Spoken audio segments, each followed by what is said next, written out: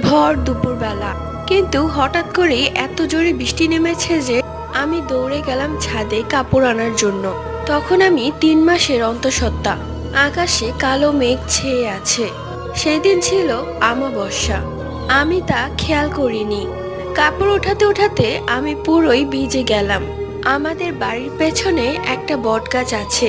আমাদের ছাদ থেকে সেই বটগাছটা খুব ভালো মতোই দেখা যায়।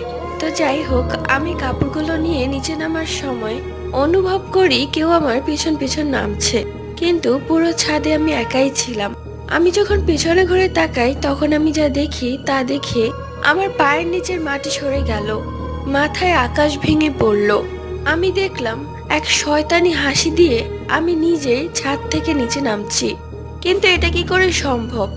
আমি তো এখানে, আর আমার পেছন পেছন যে নামছে তার হাতেও ছাদের কাপড়গুলো, আর আমার হাতেও।